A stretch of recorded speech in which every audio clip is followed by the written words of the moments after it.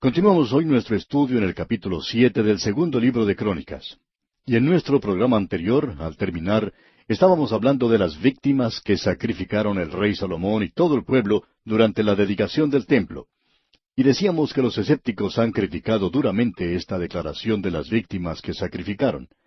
Dicen primeramente que esta fue una ofrenda y un sacrificio extravagante. Esa es la primera crítica que ellos hacen. En segundo lugar, dicen que hubiera sido imposible físicamente el haber ofrecido tantos sacrificios en el altar. Esa es la clase de crítica que uno escucha. Y en tercer lugar, dicen que esto era algo que no era necesario, que no tenían que haber matado a tantos animales. ¿Recuerda usted que mencionamos que la Sociedad Protectora de Animales de seguro que protestaría contra todo esto? Y comenzamos entonces a mirar a la luz de la palabra de Dios y con la ayuda de lo que conocemos en el día de hoy este asunto. Y en primer lugar dijimos que tenemos que aclarar que todos esos animales no fueron sacrificados todos al mismo tiempo en un solo altar. Para esta ocasión especial creemos que se había erigido altares sobre toda el área alrededor y no solo en ese lugar. Mucha gente de la nación de Israel no pudieron hacer el viaje a Jerusalén y también querían participar. Pensamos también que altares habían sido levantados en muchas partes de la nación en esa ocasión. Así es que debemos poner todo esto junto y darnos cuenta que había muchos altares a través de toda la tierra ofreciendo sacrificios. De esa manera entonces no es algo imposible físicamente. Pero, ¿por qué semejante gasto? Para que cada zona del país pudiera tener su propio sacrificio. Era algo similar a lo que ocurrió cuando ellos salieron de la tierra de Egipto. Hubo que sacrificar un cordero por cada familia. Por ello hubo que sacrificar a miles de esos animales en esa noche. Pero no fue un gasto innecesario. En primer lugar, el significado primordial es que nos habla del sacrificio del Señor Jesucristo. Señala hacia Cristo. Y amigo oyente, Simón Pedro dijo que fue sangre preciosa la que él derramó. Dice el apóstol Pedro en el capítulo 1 de su primera carta, sabiendo que fuisteis rescatados no con cosas corruptibles como oro o plata, sino con la sangre preciosa de Cristo. Y eso, amigo oyente, no es algo demasiado caro, porque está señalando hacia Cristo mismo. Luego, los animales de los sacrificios fueron usados más tarde. Tenemos que decir que en el holocausto todos esos sacrificios eran consumidos totalmente por el fuego. Pero había otros sacrificios, como los sacrificios de paz y otros. Esa carne fue distribuida para ser consumida individualmente, ya que esta era una ocasión de fiesta y no de ayuno. Por tanto, hubo oportunidad para que los asistentes participasen de esa manera en la gran fiesta. Así que, amigo oyente, dele una oportunidad franca y cabal a la Biblia. Cuando usted tenga oportunidad de observar esto desde una perspectiva bíblica, entonces todo esto tendrá mayor significación. Hay muchos creyentes que se quejan de los gastos que tienen lugar en algunas iglesias para sus actividades, pero que nunca se lamentan del dinero que se gasta en actividades mundanas.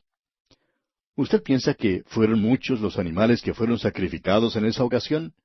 ¿Sabe cuántos son muertos en nuestros países todos los días para poder alimentar a la población? Bueno, no vamos a mencionar números, pero nos podemos dar cuenta con toda facilidad cuántos pueden ser. Literalmente miles de animales son muertos, pero no nos quejamos porque son sacrificados para nuestra propia satisfacción. Pero esto que se menciona aquí era para la gloria de Dios. Yo no sé cómo piensa usted, amigo oyente, pero yo me pongo al lado de Salomón en esa ocasión, y yo creo que hizo lo correcto.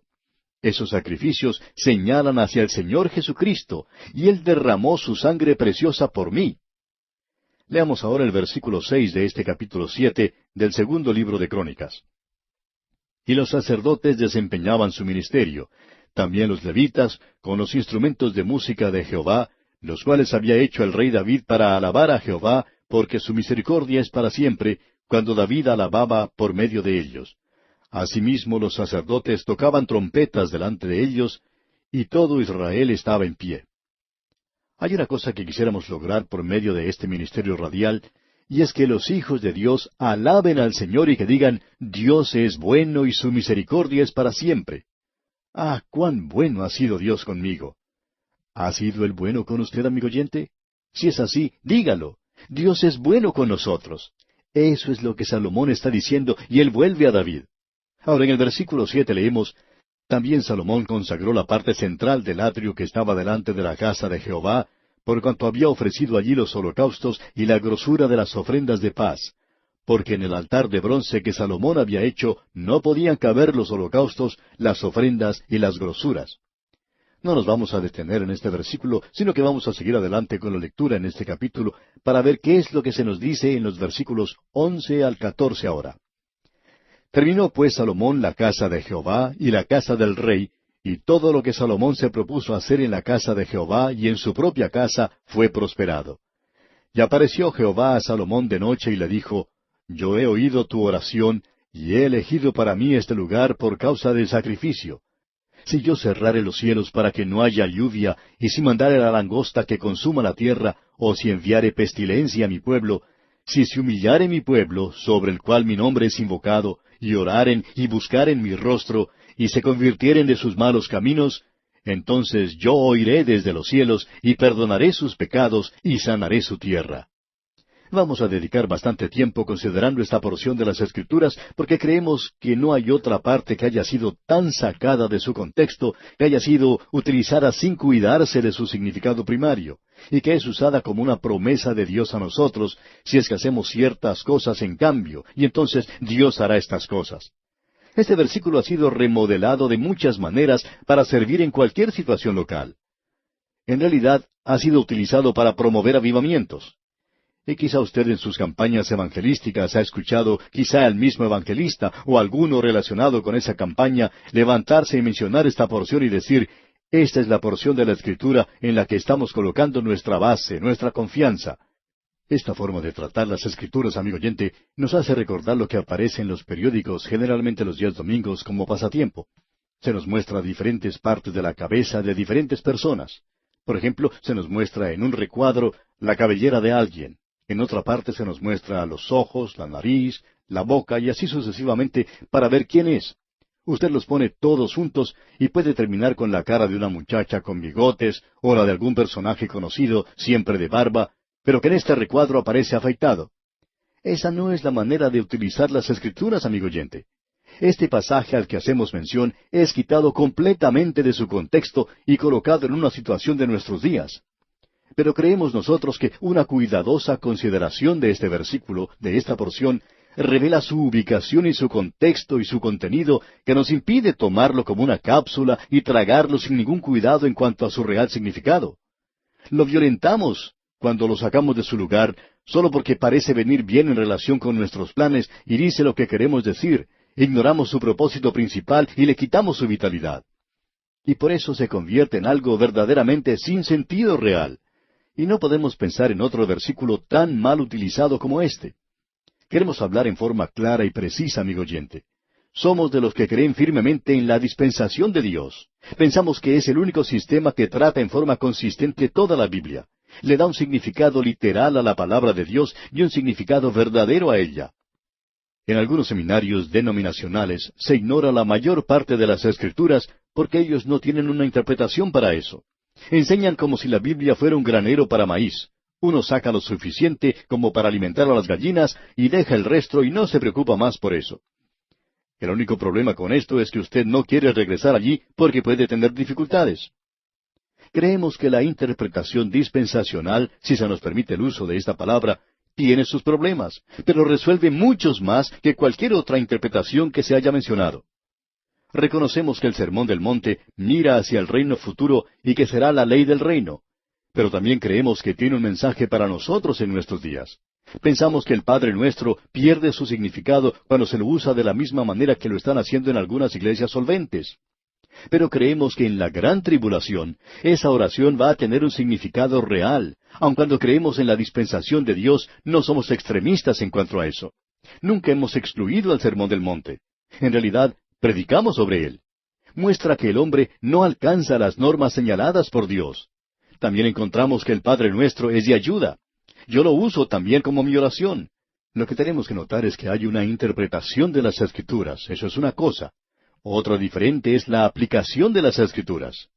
Hay un viejo dicho entre los círculos cristianos que dice, toda la Escritura es por nosotros, pero no toda la Escritura es para nosotros.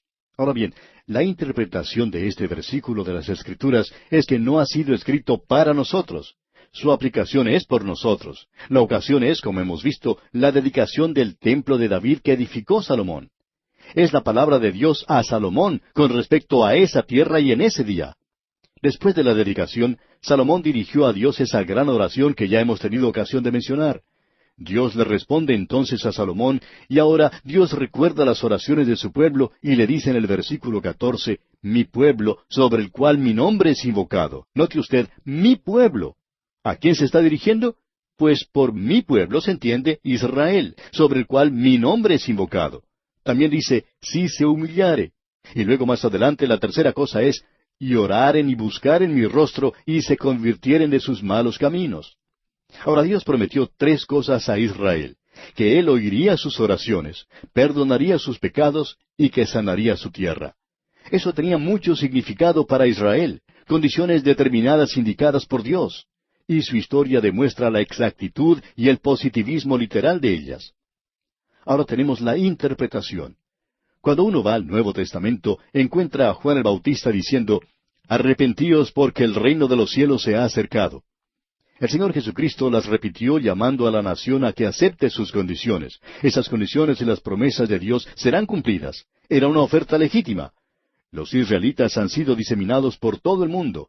Ellos no pueden tener paz en esa tierra porque no han cumplido con esas condiciones. Esa es una interpretación literal. Ahora veamos la aplicación. Este versículo tiene un mensaje para mí. No lo puedo echar a un lado solo porque Dios no lo dirigió para mí. Creemos que tiene una fórmula, una receta. Dice, mi pueblo. Ahora, ¿quiénes son en estos días los que pertenecen a su pueblo? Él tiene un pueblo hoy, y ese pueblo proviene de la iglesia. Dice la Escritura, quien se dio a sí mismo por nosotros para redimirnos de toda iniquidad y purificar para sí un pueblo propio. Dios tiene su pueblo, y Él dice, si se humillare mi pueblo. La carne es muy orgullosa. Se nos dice de una manera inequívoca en la palabra de Dios por medio del apóstol Pablo en su carta a los Efesios, capítulo 4, versículos 1 y 2, lo siguiente. Yo pues, preso en el Señor, os ruego que andéis como es digno de la vocación con que fuisteis llamados, con toda humildad y mansedumbre, soportándoos con paciencia los unos a los otros en amor. Y ese es un fruto del Espíritu. El fruto del Espíritu es amor, gozo, paz, paciencia, benignidad, bondad, fe, mansedumbre, templanza. La humildad mental es algo recomendable en el creyente en estos días. Continuando ahora con este versículo 14, aquí en el capítulo 7 del segundo libro de Crónicas, tenemos una frase que dice, que si ellos oraren. Y en otra parte en la Escritura se nos dice, orando en todo tiempo con toda oración y súplica. Y luego en este mismo versículo 14 se nos dice, y buscar en mi rostro. Allá en la primera epístola del apóstol Juan leemos que si confesamos nuestros pecados, Él es fiel y justo para perdonar nuestros pecados y limpiarnos de toda maldad. Luego en el capítulo 3 de la carta del apóstol Pablo a los Colosenses se nos dice, si pues habéis resucitado con Cristo, buscad las cosas de arriba. Ese es un mensaje para mí. Luego continuamos leyendo aquí en este versículo 14 del capítulo 7 del segundo libro de Crónicas, y se convirtieren de sus malos caminos. Y Dios, amigo oyente, tiene mucho que decir sobre el arrepentimiento a los creyentes. Allá en el libro de Apocalipsis, capítulo 3, versículo 19, dice, yo reprendo y castigo a todos los que amo, sé pues celoso y arrepiéntete. Y en el capítulo 6 de la carta a los Hebreos se nos dice que aquellos que recayeron sean otra vez renovados para arrepentimiento. Y el arrepentimiento creemos que es para el Hijo de Dios. Nos preguntamos entonces, ¿qué parte le toca a Dios? Pues bien, Dios ha hecho una promesa, dice que Él oirá. Y allá en la primera carta del apóstol Juan, capítulo 3, versículo 22, leemos, y cualquier cosa que pidiéremos, la recibiremos de Él, porque guardamos sus mandamientos y hacemos las cosas que son agradables delante de Él. Dios también dice, y perdonaré. Si confesamos nuestros pecados, Él es fiel y justo para perdonar nuestros pecados. Y luego dice, y sanaré su tierra, como parte final de este versículo 14. No vemos en ninguna parte donde Él diga que hará eso. El secularismo pone énfasis en eso. No hay ninguna promesa en este día que diga que Dios garantiza una bendición material. Somos bendecidos, amigo oyente, con toda clase de bendición espiritual. Tomemos como ejemplo a usted y a mí. Somos extranjeros, enemigos de Dios. Pero ahora hemos sido hechos hijos de Dios, redimidos por la sangre de Cristo, y Él nos perdona nuestros pecados. El cielo es nuestro hogar y la nueva Jerusalén nuestro objetivo. Hemos sido liberados del infierno, y hoy este versículo tiene un mensaje para nosotros. Pero debemos entender algo de una manera clara. Y es que este versículo no ha sido dado para nosotros. Así que lo podemos usar junto con la interpretación del Nuevo Testamento. Amigo oyente, hemos pasado un poco de tiempo hablando de lo que dice este versículo 14, aquí en el capítulo 7 del segundo libro de Crónicas, y lo hemos hecho por la sencilla razón de que a menudo esta porción es sacada de su contexto y llevada a situaciones en las que estamos seguros no cuadra muy bien. Si usted quiere tomar estas 5 condiciones que Dios le dio a Israel, usted podrá ver que son condiciones que también son para el creyente del día de hoy. Pero no se las toma de aquí. Usted debe ir al Nuevo Testamento y allí puede encontrar que Dios tiene su pueblo. Dice, si mi pueblo, que es su iglesia, en aquel entonces era la nación de Israel. Si se humillare mi pueblo. La humildad es uno de los frutos del Espíritu Santo en nuestros días. Luego dice, y oraren. Nosotros también somos incitados, impulsados a orar. Luego dice, y buscar en mi rostro. Y nosotros también buscamos su rostro cuando llegamos ante Él, confesando nuestras faltas. Y luego dice, si se convirtieren de sus malos caminos. Él nos pide que nos arrepintamos, y eso es lo que quiere decir con convertirse de sus malos caminos. Dios dice que Él hará 3 cosas. Él oirá desde los cielos. Él ha prometido escuchar la oración de los suyos en el día de hoy. Y Él dice, perdonaré sus pecados de la misma manera que lo hace hoy en el nombre de Cristo, si nosotros le pedimos y si confesamos nuestros pecados. Esa es la condición en nuestros días. Y luego dice, y sanaré su tierra. En este caso, no podemos encontrar en ningún lugar donde el Señor va a sanar alguna porción de la tierra. Si Dios le ha bendecido en sus negocios, amigo oyente, y si usted está criando cosas como un ganadero, como propietario, entonces puede considerar que en realidad Dios no le prometió eso para usted en este día. Él ha prometido bendiciones espirituales. No sabemos por qué las personas que sacan ese versículo de su contexto lo siguen leyendo. Bueno, creemos que sabemos por qué lo hacen. Leamos ahora el versículo 15 de este capítulo 7 del segundo libro de Crónicas, que dice, ahora estarán abiertos mis ojos y atentos mis oídos a la oración en este lugar. Lo que nos llama la atención aquí es que esta es la dedicación del templo en Jerusalén. Ahora, si usted quiere seguir esto al pie de la letra, entonces debe subir al próximo avión que salga para Jerusalén e ir a ver el templo. Lo malo es que allí no hay ningún templo. Lo único que va a encontrar en ese mismo lugar es la mezquita de Omar. No sabemos por qué la gente insiste en sacar versículos de su contexto. Eso nunca fue la intención. Lo que aquí se dice era propio para la gente de esa época, aun cuando podemos aplicar algo de lo expresado en nosotros mismos. Pero creemos que es mucho mejor ir a buscar y conseguir lo que Dios nos dice en una forma más directa. Bien, prosigamos ahora con el versículo 16 de este capítulo 7 del segundo libro de Crónicas. Porque ahora he elegido y santificado esta casa para que esté en ella mi nombre para siempre, y mis ojos y mi corazón estarán ahí para siempre. Si usted pudiera visitar Jerusalén y hospedarse en uno de los hoteles que están cerca a este lugar, podría levantarse por la mañana y mirar a través de las ventanas este mismo sitio que es mencionado en este pasaje. Y quizá pueda decir para sí mismo, estoy mirando el mismo lugar que Dios está mirando, porque este sitio es un lugar muy especial para Dios. Ahora leamos los versículos 17 y 18. Y si tú anduvieres delante de mí como anduvo David tu padre, e hicieres todas las cosas que yo te he mandado, y guardares mis estatutos y mis decretos, yo confirmaré el trono de tu reino, como pacté con David tu padre, diciendo, no te faltará varón que gobierne en Israel. Dios les había prometido el linaje davídico, que no llegaría a haber tiempo durante el cual no tuvieran quien reinara. No hay nadie hoy en esa tierra que pueda decir que es del linaje de David. Pero hay uno que está sentado hoy a la mano derecha de Dios y a quien se dijo, siéntate a mi diestra hasta que ponga a tus enemigos por estrado de tus pies.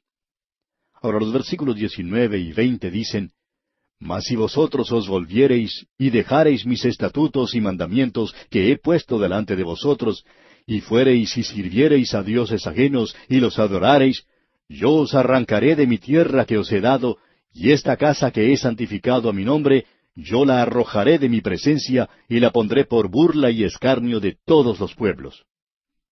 Y eso es lo que ese lugar llegó a ser y es en el día de hoy. Ya no es un lugar sagrado. La mezquita de Omar se encuentra allí. Luego leemos en el versículo 21, y esta casa que es tan excelsa será espanto a todo el que pasare y dirá, ¿por qué ha hecho así Jehová a esta tierra y a esta casa? Cuando uno se pone en la actualidad a ver el sitio donde estaba el templo, no puede menos que preguntarse, ¿por qué se encuentra en esas condiciones?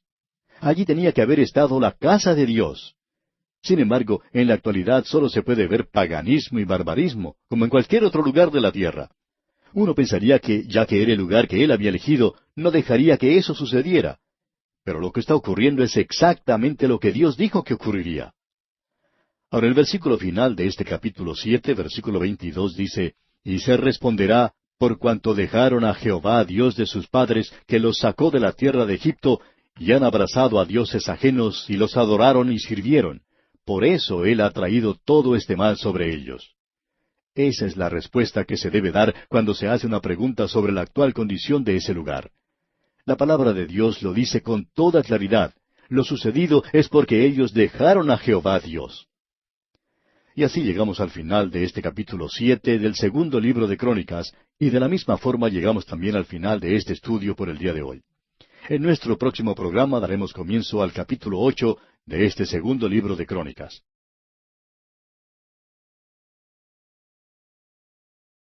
Llegamos hoy al capítulo 8 del segundo libro de Crónicas, y aquí vemos que el templo ya ha sido finalizado, su construcción se ha terminado. Los próximos 2 capítulos nos dirán algo sobre las experiencias y la obra de Salomón, así como su testimonio en otras partes. Este hombre se convirtió en un gobernador muy dinámico. Él intentó llevar a cabo los planes y propósitos y las promesas de David. Veamos, pues, lo que nos dice el primer versículo de este capítulo 8 del segundo libro de Crónicas.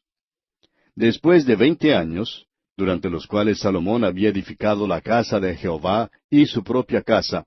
Ahora aquí podemos apreciar que este fue un proyecto de larga duración. Le tomó a Salomón la mitad del tiempo total de su reinado para concluirlo. Y de eso tomó nota Dios. Ahora los versículos 2 y 3 dicen, reedificó Salomón las ciudades que Hiram le había dado, y estableció en ellas a los hijos de Israel. Después vino Salomón a Hamat de Soba, y la tomó. Aquí podemos notar que se hace mención de la única batalla a la que se hace alusión en la Biblia durante el reinado de Salomón. Y no parece tener mucha significación.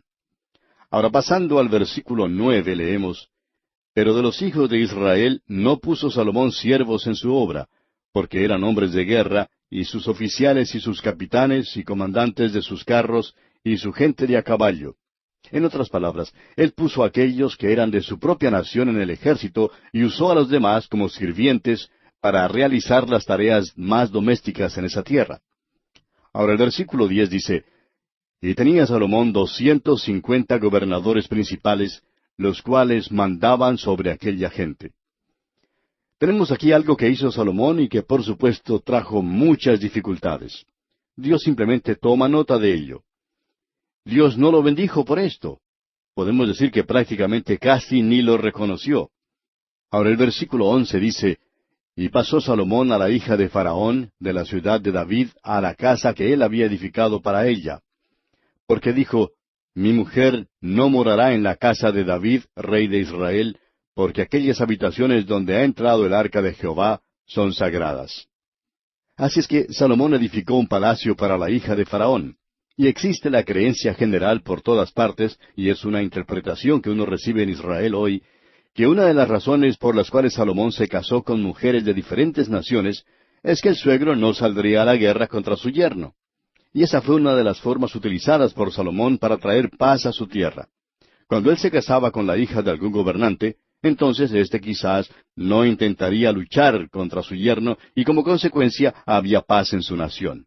Ahora no sabemos si eso es verdad o no, puede que así sea, pero eso es lo que se dice. Y tenemos aquí otras cosas que están relacionadas con Salomón que han sido mencionadas anteriormente, allá en el primer libro de Reyes, y las cuales ya hemos visto. Entramos entonces al siguiente capítulo. Este es el último en lo que se refiere a Salomón. Nos estamos refiriendo al capítulo 9 de este segundo libro de Crónicas. ¿Y qué es lo que Dios destaca sobre las otras cosas y nos muestra aquí? ¿Es acaso que Salomón logró hacer lo que Dios intentaba hacer con Israel, de ser un testigo al resto del mundo? Lo interesante aquí es que eso se llevó a cabo, y que la forma de testificar de Israel es muy diferente a la manera en que lo tiene que hacer la iglesia. Permítanos decirlo de esta manera. Israel miraba hacia adentro, la iglesia lo hace hacia afuera. Israel tenía que ir hacia Jerusalén e invitar al mundo a ir, como vimos en la dedicación del templo. Los gentiles también podían ir a Jerusalén a adorar. Pero la iglesia tenía que comenzar desde Jerusalén e ir hasta lo último de la tierra. En otras palabras, la iglesia debe llevar el Evangelio al mundo, pero Israel tenía que invitar al mundo a ir y compartir la revelación de Dios en el templo. Israel tenía que ser testigo del Dios vivo y verdadero como una nación a un mundo de muchos dioses. La iglesia, por su parte, tiene que ser testigo de la resurrección y de un Salvador viviente como individuos a todas las naciones en un mundo lleno de ateísmo. Bien, Israel hasta cierto punto cumplió con el propósito dado por Dios. Y eso se evidencia por el número de gentiles que llegaron a Jerusalén a adorar y a conocer a Dios por medio de los servicios llevados a cabo en el templo. La iglesia es hoy la medida por la cual sabemos el número de tribus y naciones a las cuales llevamos el Evangelio en nuestros días. En esta época existe la inclinación de aquellos que pertenecemos a la iglesia de despreciar los esfuerzos de Israel y al mismo tiempo amplificar los éxitos de la iglesia. Podemos escuchar constantemente de los fracasos de la nación de Israel, y es verdad, ellos han fracasado. Y al mismo tiempo oímos los exagerados informes de los éxitos del Evangelio en lugares apartados. Después de la guerra oímos de muchos éxitos del Evangelio. Recordamos haber oído después de la Segunda Guerra Mundial de un avivamiento en la China, también de un avivamiento en Alemania.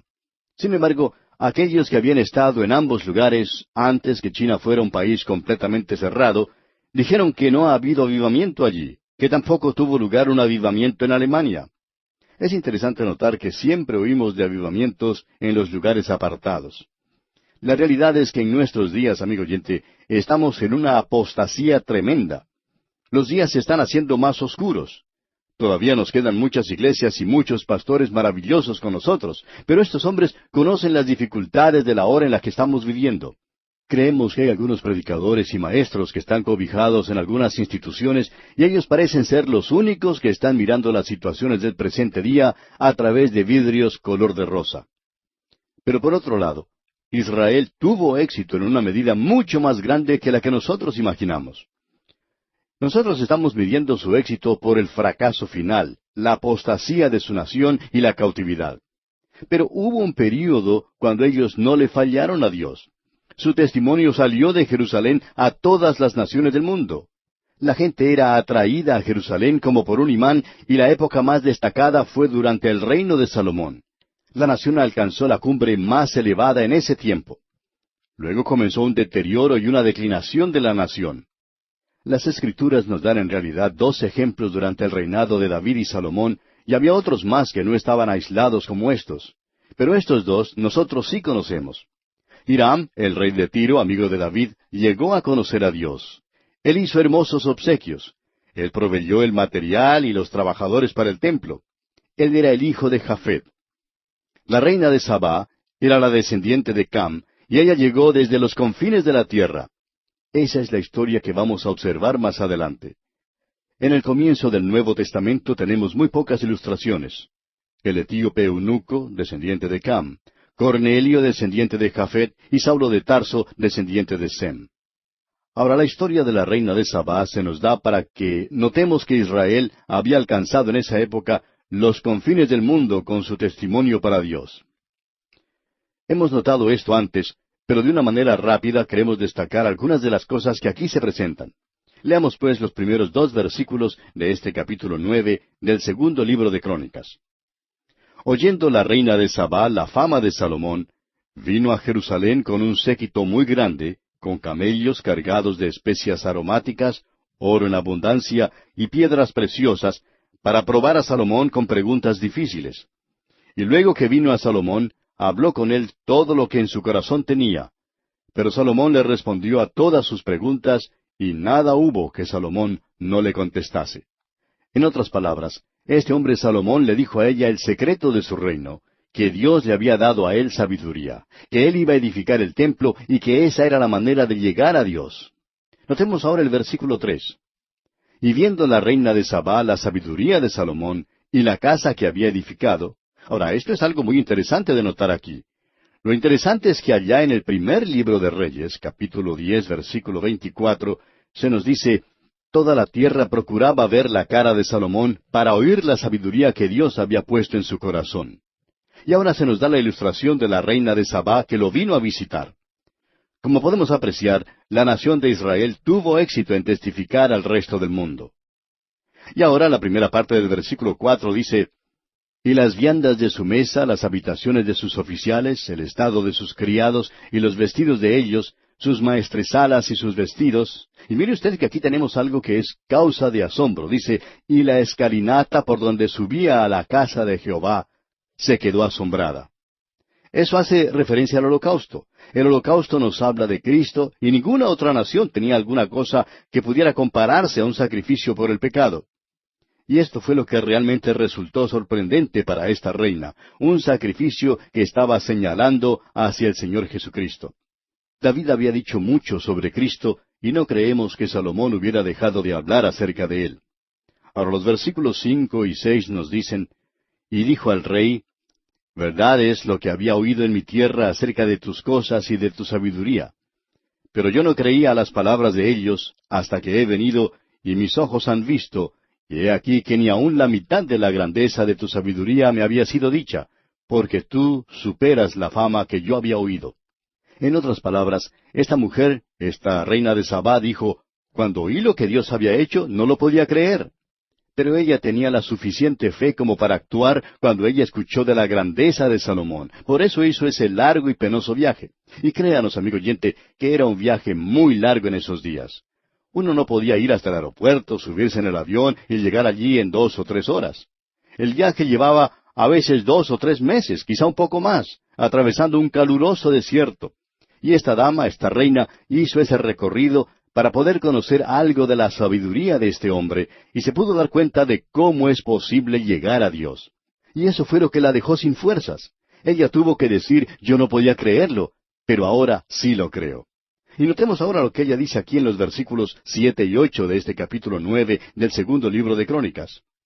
Bienaventurados tus hombres y dichosos estos siervos tuyos que están siempre delante de ti y oyen tu sabiduría. Bendito sea Jehová tu Dios, el cual se ha agradado de ti para ponerte sobre su trono como rey para Jehová tu Dios, por cuanto tu Dios amó a Israel para afirmarlo perpetuamente. Por eso te ha puesto por rey sobre ellos, para que hagas juicio y justicia. Y ahora ella está alabando a Dios, ¿nota usted? Esta reina de Sabá hizo un largo viaje. Había un lugar en África y otro en Asia, Etiopía en África y Yemen en Asia. Ella es llamada la reina del sur, que con sus especias llegó de las partes más alejadas de la tierra, y esto evidencia que ella vino del África. Su caravana revela la riqueza y el lujo del Oriente. Los magos del Oriente nunca hicieron una mayor impresión que lo que hizo esta mujer. Ella llegó con una gran pompa y mucha ceremonia. Todo lo que pertenecía a un monarca oriental. Luego el holocausto, el sacrificio, fue lo que la impresionó. La más completa y perfecta representación de Cristo que se nos ha dado. ¿Cómo fue entonces el éxito de Israel? Bien, ella llegó a conocer al Dios vivo y verdadero. Es igual a lo que ocurrió con nuestro Señor Jesucristo un día, usted recordará. Él se puso a conversar con la mujer de Samaria cerca del pozo de Jacob. Y Jesús le dijo, mujer, créeme, que la hora viene cuando ni en este monte ni en Jerusalén adoraréis al Padre. La hora viene y la hora llegó. Nosotros en el día de hoy, amigo oyente, tenemos que llevar el Evangelio hasta los lugares más alejados del mundo, pero ellos viajaban hacia Jerusalén en los días del rey Salomón. Ahora se nos dice en los versículos 22 y 23 de este capítulo 9 del segundo libro de Crónicas algunas cosas que debemos notar. Leamos estos dos versículos 22 y 23. Y excedió el rey Salomón a todos los reyes de la tierra en riqueza y en sabiduría. Y todos los reyes de la tierra procuraban ver el rostro de Salomón para oír la sabiduría que Dios le había dado. Este hombre entonces está testificando al mundo de ese día. Y continuamos con el versículo 25 que dice, Tuvo también Salomón 4,000 caballerizas para sus caballos y carros, y 12,000 jinetes, los cuales puso en las ciudades de los carros y con el rey en Jerusalén. Ahora, esta es una falta, un defecto en el carácter de este hombre. Al rey le había sido prohibido por la ley de Moisés el multiplicar sus caballos y sus mujeres. Pero Salomón multiplicó ambas cosas. Ahora se nos dice aquí en el versículo 26 hasta el 28, y tuvo dominio sobre todos los reyes desde el Éufrates hasta la tierra de los filisteos y hasta la frontera de Egipto. Y acumuló el rey plata en Jerusalén como piedras y cedros, como los cabrahigos de la Cefela en abundancia. Traían también caballos para Salomón de Egipto y de todos los países. Él fue uno de los grandes gobernantes de este mundo. Él fue el sucesor de su padre David. Y ahora se nos dice aquí en los versículos 29 al 31 de este capítulo 9 del segundo libro de Crónicas, los demás hechos de Salomón, primeros y postreros, ¿no están todos escritos en los libros del profeta Natán, en la profecía de Ahías Silonita y en la profecía del vidente Ido contra Jeroboam, hijo de Nabat? Reinó Salomón en Jerusalén sobre todo Israel 40 años. Y durmió Salomón con sus padres, y lo sepultaron en la ciudad de David su padre, y reinó en su lugar Roboam su hijo. Y esta es la información que tenemos sobre el reino de Salomón. Así pues, concluimos este estudio del reino de Salomón, y también nuestro estudio del capítulo 9 del segundo libro de Crónicas. Llegamos ahora al capítulo 10, y llegamos así también a la segunda y última división del segundo libro de Crónicas. En los primeros 9 capítulos vimos que se hablaba del reino de Salomón, y lo más importante que Salomón llegó a hacer fue edificar el templo y dedicarlo, o sea, ponerlo al servicio de Dios. Unos 6 capítulos fueron dedicados a eso. Ese fue el énfasis que Dios puso sobre el reinado de Salomón, porque estamos viendo que el libro de Crónicas presenta el punto de vista de Dios. Las cosas que Dios ha decidido y las cosas que Él ha notado no siempre son las cosas buenas. Algunas veces Él hace ver las cosas malas. Creemos que eso es lo que veremos en nuestro estudio de este capítulo 10. Esta última división, pues, del segundo libro de Crónicas, comprende los capítulos 10 hasta el 36. Y tenemos la separación del reino, y el énfasis se pone ahora sobre la historia de Judá. Ese es el linaje de David. El énfasis no se pone aquí sobre las 10 tribus. ¿Qué es entonces lo que se enfatiza aquí en la historia de Judá? Bien, lo que tenemos ante nosotros son 5 grandes períodos de reformación y avivamiento. Queremos prestar especial atención a eso porque Dios hace énfasis en eso, en esta sección. Encontramos aquí en este capítulo 10 que Salomón ha muerto y que ahora su hijo Roboam ha ascendido al trono. Leamos pues los primeros 2 versículos de este capítulo 10 del segundo libro de Crónicas. Roboam fue a Siquem porque en Siquem se había reunido todo Israel para hacerlo rey. Y cuando lo oyó Jeroboam, hijo de Nabat, el cual estaba en Egipto, a donde había huido a causa del rey Salomón, volvió de Egipto. Aunque eso no es mencionado aquí en Crónicas, al leer en el libro de los Reyes, nos informamos que este hombre Jeroboam había intentado encabezar una rebelión aún antes de la muerte de Salomón. Él había tenido que huir para poder salvar su propia vida y se fue a la tierra de Egipto y se quedó en ese lugar hasta la muerte de Salomón. Ahora vemos que él regresa, por supuesto, y lo primero que hace es encabezar una rebelión en el reino. Si este hombre Roboam hubiese sido sabio y más inteligente, y si su criterio hubiera sido un poco más moderado, más calmado, él podría haber evitado la división del reino, la separación que luego tuvo lugar. Pero él no lo hizo. Ahora nos encontramos con que Jeroboam está de regreso en su tierra, y leemos en los versículos 3 y 4 lo siguiente. Y enviaron y le llamaron. Vino pues Jeroboam y todo Israel, y hablaron a Roboam diciendo, Tu padre agravó nuestro yugo. Ahora alivia algo de la dura servidumbre y del pesado yugo con que tu padre nos apremió, y te serviremos. En otras palabras, los impuestos fueron la causa de la disensión. No sabemos si usted se ha dado cuenta de ello o no, amigo oyente, pero probablemente lo que más que ninguna otra cosa ha causado las revoluciones, las rebeliones y las caídas de más naciones ha sido este asunto de los impuestos. Fue precisamente lo que provocó la caída del Imperio Romano. Fue lo que produjo la revolución en los Estados Unidos. Los impuestos sin representación fue el problema que tuvo esa nación y fue lo que provocó la rebelión contra los ingleses. la constante alza de los impuestos es lo que al final termina por destruir o arruinar a la mayoría de la gente. Y eso es lo que causa las revoluciones y rebeliones de los pueblos. Lamentablemente, la mayoría de los dirigentes de las naciones continúan aumentando los impuestos con los consiguientes problemas. Ese era el problema aquí. Salomón había comenzado un gran programa de edificación. Fue algo bastante impresionante. Ahora él no solo edificó el templo, sino que se nos dice en el libro de Reyes que él había edificado muchas clases de edificios y palacios. Tenía un gran programa de urbanización y mejoras durante su reino. Todo eso tenía que ser pagado en alguna forma, y eso fue lo que causó el aumento de los impuestos. Ahora eso le dio a Jeroboam la oportunidad por medio de la cual él podía protestar, y se presentó ante el rey Roboam y le dijo, «Tu padre agravó nuestro yugo», y le pidió que lo aliviara. Por eso leemos en el versículo 4 otra vez, «Tu padre agravó nuestro yugo.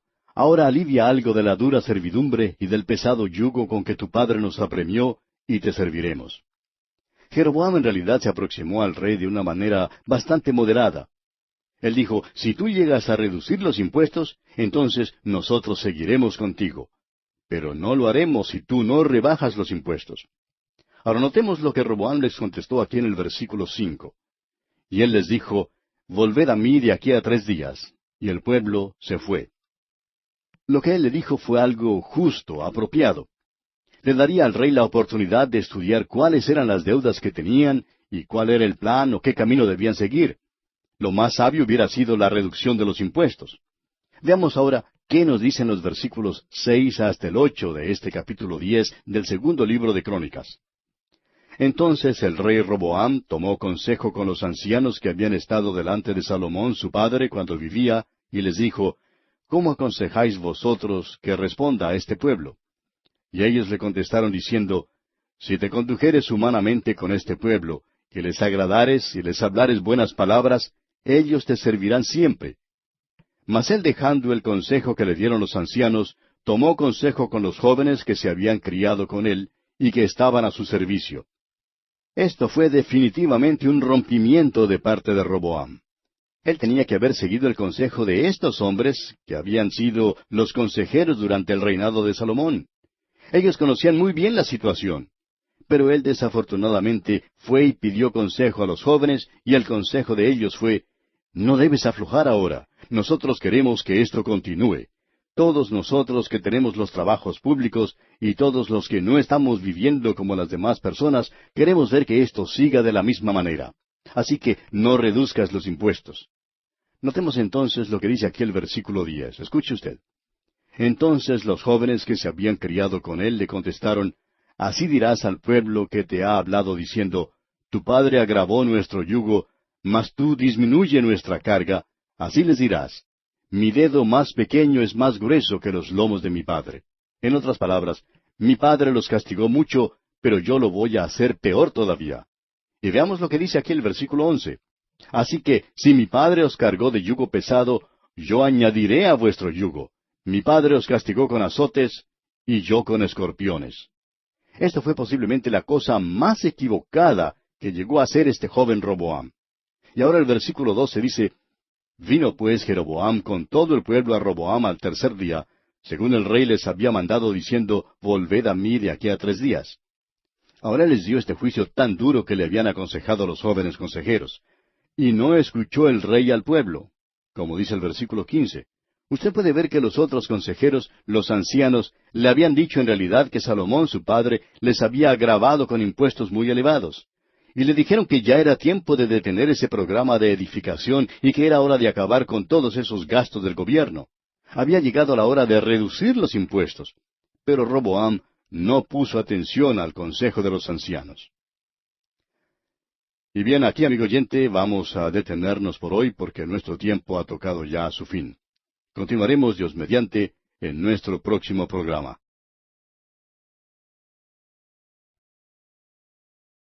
Continuamos estudiando el capítulo 10 del segundo libro de Crónicas. Y en nuestro programa anterior estábamos viendo cómo Roboam había pedido consejo a los jóvenes sobre cómo responder a lo que le había dicho Jeroboam acerca de los impuestos. Y vimos que él dejó de lado el consejo que le dieron los ancianos y consultó con los jóvenes, y decidió tomar el consejo que le dieron los jóvenes. Entonces, cuando Jeroboam vino para recibir la respuesta del rey Roboam, el rey le dio esta respuesta áspera, el consejo que le habían dado los jóvenes. Y usted puede ver que los otros consejeros habían dicho en realidad que el padre, o sea Salomón, había grabado impuestos muy elevados sobre esta gente. Y le dijeron a Roboam que ya era tiempo de detener ese programa de edificación y hora de acabar con todos esos gastos del gobierno. O sea que había llegado la hora de reducir los impuestos. Pero Roboam no quiso escuchar el consejo de los ancianos. De paso, permítanos preguntarle, amigo oyente, si ha oído usted alguna vez de algún gobierno que haya reducido los impuestos.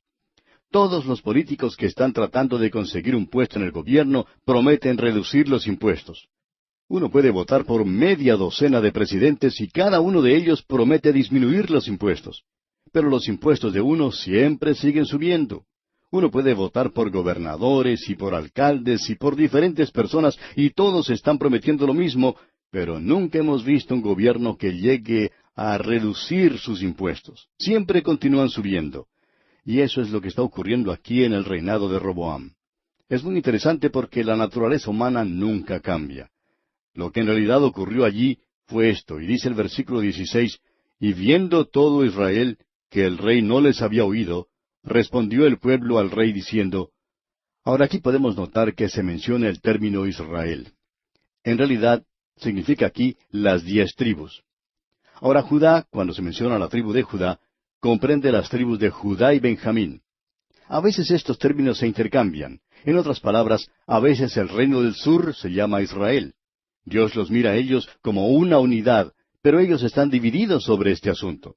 Así que leemos en los versículos 16 hasta el 18 que el pueblo respondió al rey diciendo, y viendo todo Israel que el rey no les había oído, respondió el pueblo al rey diciendo, ¿qué parte tenemos nosotros con David? No tenemos herencia en el hijo de Isaí. Israel, cada uno a sus tiendas. David, mira ahora por tu casa. Así se fue todo Israel a sus tiendas. Mas reinó Roboam sobre los hijos de Israel que habitaban en las ciudades de Judá.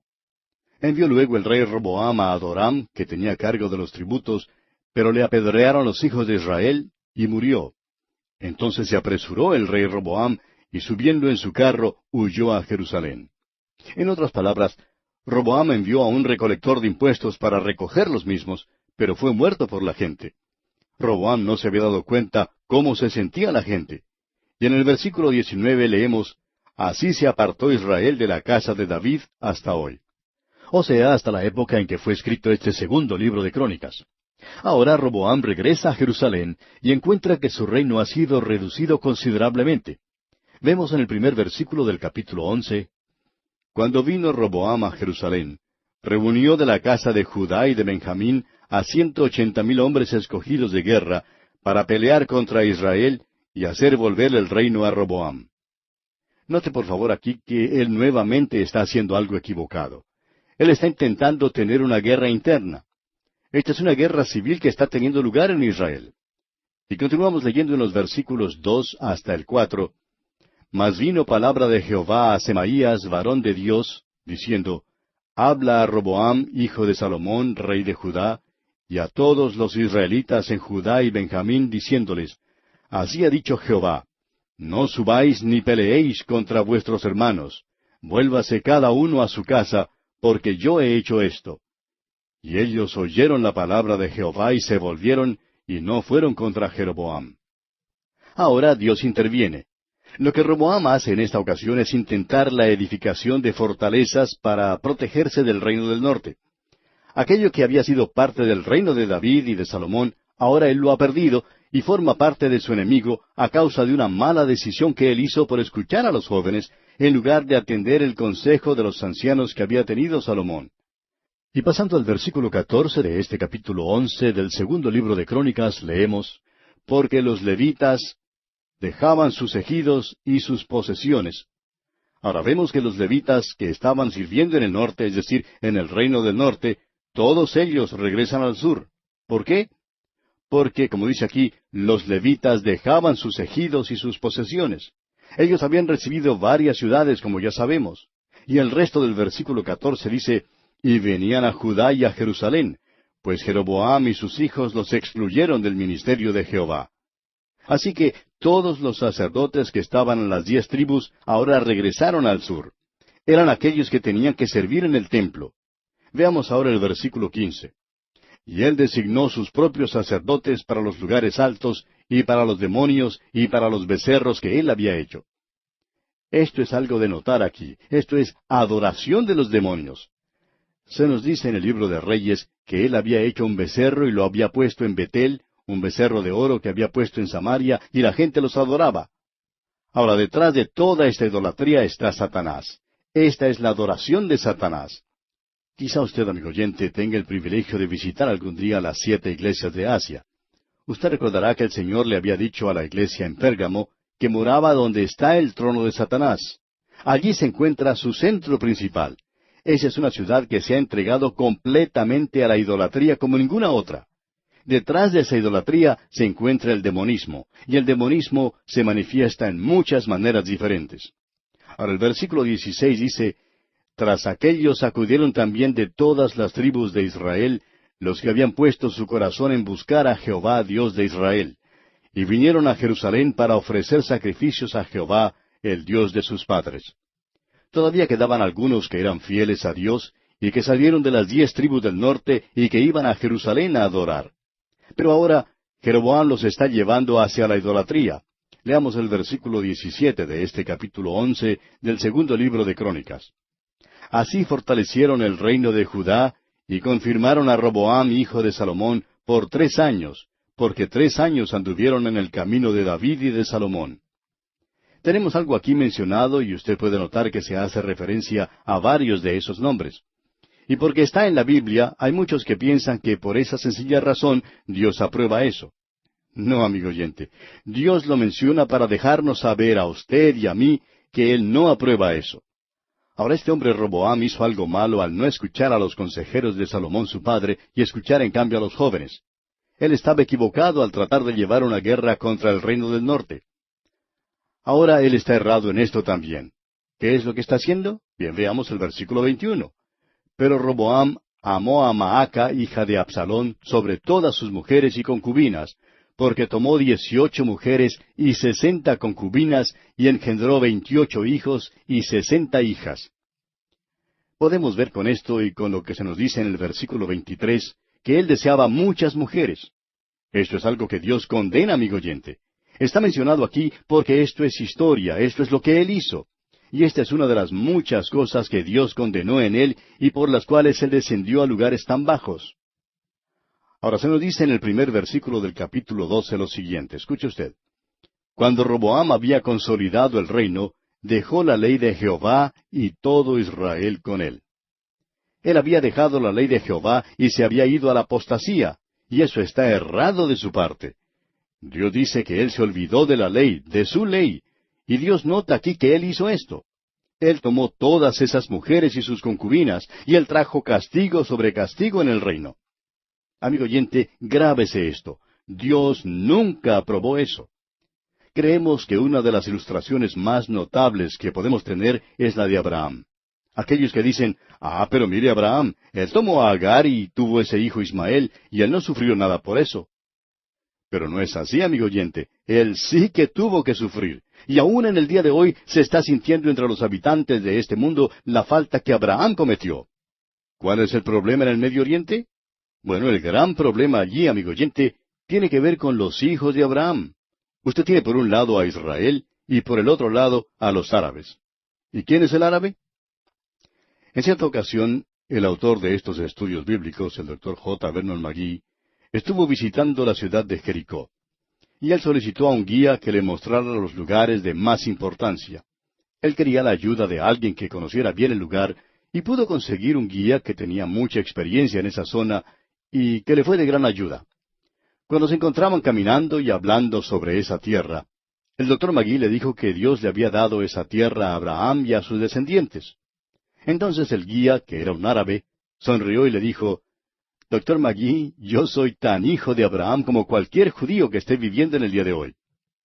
Y sabe una cosa, amigo oyente, tenía razón ese señor.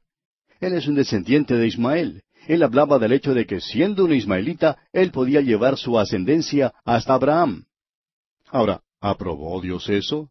No, amigo oyente. Dios nos habla de eso como historia y Él está permitiendo que usted, amigo oyente, juzgue por sí mismo para ver si Él desaprobó eso o no.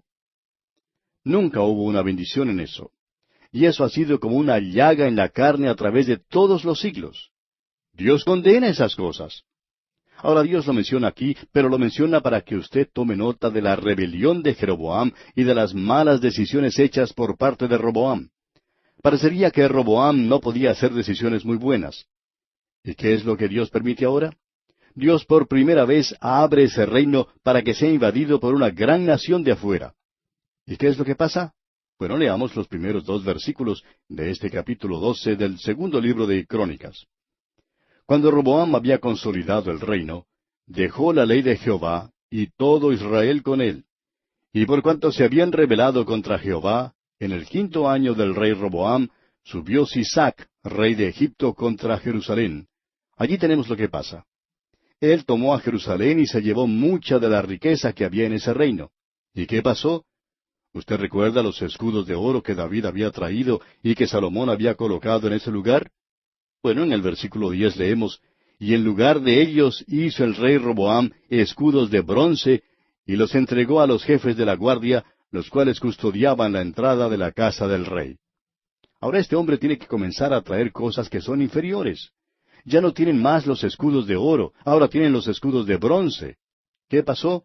El juicio de Dios está sobre ellos por causa de sus pecados. Ahora el versículo 11 dice, cuando el rey iba a la casa de Jehová, venían los de la guardia y los llevaban, y después los volvían a la cámara de la guardia. Lo que él hizo fue simplemente esto. Este hombre no había guardado la ley de Dios. Él había abandonado la palabra de Dios, y cuando él hizo eso, Dios hizo algo que no había hecho nunca antes. Él había puesto una muralla alrededor de su pueblo, y las grandes naciones de esos días nunca habían tenido la oportunidad, no se les había permitido entrar en ese territorio. Pero ahora lo pueden hacer. Primero fue el rey de Egipto, Sisac. Él entró y se llevó un gran botín, se llevó mucha riqueza. Entre las cosas que se había llevado se encontraban los escudos de oro. Ahora Roboam ha sustituido eso con algo que es muy inferior. Él ha hecho ahora escudos de bronce y los ha colocado en el lugar donde antes estaban estos escudos de oro. Esta fue una experiencia muy humillante para Roboam. Él había sido criado en un reino con muchas riquezas, como lo fue el de Salomón, y también había podido observar todas las bendiciones que habían recibido. Él pensaba que quizá eso continuaría para siempre, pero ahora él puede ver que el fin de todo eso se acerca. Y leemos en el versículo 12, y cuando él se humilló, la ira de Jehová se apartó de él, para no destruirlo del todo. Y también en Judá las cosas fueron bien. Esta es una declaración bastante interesante. En el momento en que ellos se volvían, este hombre se humillaba, es decir, se volvían a Dios, Dios inmediatamente quitaba el juicio que había puesto sobre él y el pueblo de Judá. Y el versículo 13 de este capítulo 12 del segundo libro de Crónicas dice, fortalecido pues Roboam reinó en Jerusalén. Y era Roboam de 41 años cuando comenzó a reinar, y 17 años reinó en Jerusalén, ciudad que escogió Jehová de todas las tribus de Israel, para poner en ella su nombre. Y el nombre de la madre de Roboam fue Naama Amonita. Esta última frase es de sumo interés. Usted recordará que David era bastante amigo de los amonitas. Aunque ellos habían hecho guerra contra él, David había sido bastante amigable con ellos. Y vemos aquí que Roboam, el hijo de Salomón, tenía como madre a una mujer de los amonitas, y eso probablemente tenía que ver con el carácter de este hombre. Como hemos visto allá en los libros de Reyes, Dios cita siempre la madre del rey. ¿Por qué? Porque ella tiene parte de la responsabilidad. Si él llega a ser un buen rey, el mérito de ella es reconocido. Pero si el hijo llega a ser malo, un maligno, ella también recibe parte de la culpa que se merece. Ahora se nos dice aquí en los versículos 14 al 16 de este capítulo 12 del segundo libro de Crónicas, e hizo lo malo porque no dispuso su corazón para buscar a Jehová. Las cosas de Roboam, primeras y postreras, no están escritas en los libros del profeta Semaías y del vidente Ido, en el registro de las familias. Y entre Roboam y Jeroboam hubo guerra constante. Y durmió Roboam con sus padres, y fue sepultado en la ciudad de David, y reinó en su lugar Abías su hijo. Usted puede notar que ahora el énfasis se pone en el reino de Judá en el sur, del linaje de David. Llegamos ahora al capítulo 13 de este segundo libro de Crónicas, y leemos en los primeros 2 versículos: A los 18 años del rey Jeroboam, reinó Abías sobre Judá, y reinó 3 años en Jerusalén. El nombre de su madre fue Micaías, hija de Uriel de Gabaa, y hubo guerra entre Abías y Jeroboam. Usted puede ver que la guerra interna, la guerra civil, continúa todo el tiempo. Ahora podemos notar en los versículos 3 hasta el 6, entonces Abías ordenó batalla con un ejército de 400,000 hombres de guerra, valerosos y escogidos. Y Jeroboam ordenó batalla contra él con 800,000 hombres escogidos, fuertes y valerosos. Y se levantó Abías sobre el monte de Semaraim, que está en los montes de Efraín, y dijo: Oídme, Jeroboam y todo Israel. ¿No sabéis vosotros que Jehová, Dios de Israel, dio el reino a David sobre Israel para siempre, a él y a sus hijos, bajo pacto de sal? Pero Jeroboam, hijo de Nabat, siervo de Salomón, hijo de David, se levantó y rebeló contra su señor. Bueno, ya hemos visto que había una razón para ello, y creemos que una razón bastante suficiente: las cosas disparatadas que había hecho Roboam. Y se nos dice luego en el versículo 7, y se juntaron con él hombres vanos y perversos, y pudieron más que Roboam, hijo de Salomón, porque Roboam era joven y pusilánime, y no se defendió de ellos. Lo interesante aquí es que él no era solamente joven, tierno y pusilánime, como se nos dice aquí, sino que también era bastante tonto y disparatado. La intención de Abías era la de hacer volver las 10 tribus del reino, pero eso ya no tiene ningún resultado porque Jeroboam se ha hecho rey a sí mismo y él no está tratando de llegar a ningún acuerdo ni de hacer la paz. Y pasando al versículo 13 leemos hasta el versículo 17, pero Jeroboam hizo tender una emboscada para venir a ellos por la espalda, y estando así delante de ellos, la emboscada estaba a espaldas de Judá. Y cuando miró Judá, he aquí que tenía batalla por delante y a las espaldas, por lo que clamaron a Jehová, y los sacerdotes tocaron las trompetas. Entonces los de Judá gritaron con fuerza, y así que ellos alzaron el grito, Dios desbarató a Jeroboam y a todo Israel delante de Abías y de Judá. Y huyeron los hijos de Israel delante de Judá, y Dios los entregó en sus manos. Y Abías y su gente hicieron en ellos gran matanza, y cayeron heridos de Israel 500,000 hombres escogidos. Esa fue una matanza muy grande aquí en esta guerra civil provocada por el pecado del pueblo. Y continuamos con los versículos 19 y 20. Y siguió Abías a Jeroboam, y le tomó algunas ciudades, a Betel con sus aldeas, a Gesana con sus aldeas, y a Efraín con sus aldeas. Y nunca más tuvo Jeroboam poder en los días de Abías, y Jehová lo hirió y murió. Ahora este es el castigo de Dios sobre Jeroboam por haber dividido a la nación. Y los 2 últimos versículos de este capítulo 13, del segundo libro de Crónicas, versículos 21 y 22, dicen, Pero Abías se hizo más poderoso, tomó 14 mujeres, y engendró 22 hijos y 16 hijas. Los demás hechos de Abías, sus caminos y sus dichos, están escritos en la historia de Ido profeta. Abías no es un gran rey, pero después de él viene ahora un hijo que promovió el primer avivamiento. Hemos llegado al primer avivamiento, y esto, dicho sea de paso, es algo muy importante para nosotros. Veamos lo que nos dice aquí el primer versículo del capítulo 14 de este segundo libro de Crónicas. Durmió Abías con sus padres, y fue sepultado en la ciudad de David, y reinó en su lugar su hijo Asa, en cuyos días tuvo sosiego el país por 10 años. Aquí tenemos el primer avivamiento, y creemos que esto es un avivamiento por la forma en que Dios nos lo presenta aquí. Ante nosotros tenemos el camino de un avivamiento, y un avivamiento que puede ocurrir en cualquier momento. Queremos que usted, amigo oyente, note esto, pues es muy importante para nosotros. Francamente, cuando miramos a nuestro alrededor en nuestros días, lo que vemos no es muy alentador. Porque pensamos que el camino del avivamiento, en cualquier momento, es un camino pedregoso, duro, empinado. El camino está bien marcado, los mapas son bastante claros, pero hay ciertos puentes que uno debe cruzar. Sería bueno que notemos algunos de esos puentes. Este hombre Asa es uno de los 5 reyes que Dios usó para llevar un avivamiento al reino del sur. El reino del norte nunca tuvo un avivamiento. Ellos tuvieron 19 reyes y todos ellos fueron malos, y no hubo uno siquiera que pudiera haber sido considerado bueno. En Judá hubo 20 reyes. Solo 10 de ellos se les puede considerar buenos y 5 de esos fueron destacados. Estos fueron Asa, Josafat, Joás, Ezequías y Josías. Estos 5 fueron excepcionales durante su época y durante ese tiempo hubo un período de reformación. Se había incubado en el tiempo del avivamiento. Aquí tenemos una similitud un poco extraña entre todos ellos. Sin embargo, existe algunas diferencias notables. Asa aquí fue el primero. Salomón fue su bisabuelo. Él era el hijo de Abías y Roboam fue su abuelo. Notemos ahora lo que se nos dice de él aquí en el versículo 2 de este capítulo 14 del segundo libro de Crónicas. E hizo Asa lo bueno y lo recto ante los ojos de Jehová su Dios. Este era el carácter del rey. Este era el carácter del hombre. Notemos ahora los versículos 3 hasta el 5. Porque quitó los altares del culto extraño y los lugares altos, quebró las imágenes y destruyó los símbolos de acera, y mandó a Judá que buscase a Jehová el Dios de sus padres, y pusiese por obra la ley y sus mandamientos. Quitó asimismo de todas las ciudades de Judá los lugares altos y las imágenes, y estuvo el reino en paz bajo su reinado. Podemos ver otra vez qué buen carácter tenía este hombre.